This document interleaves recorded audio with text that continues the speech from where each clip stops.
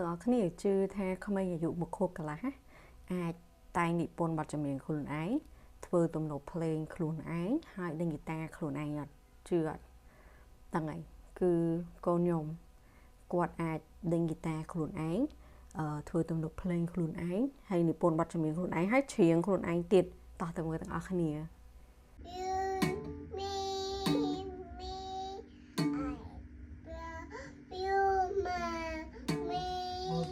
I love you mommy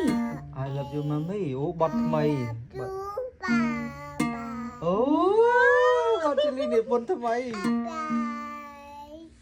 អូព្រោះណាអឺ I love you all ខ្លួនឯង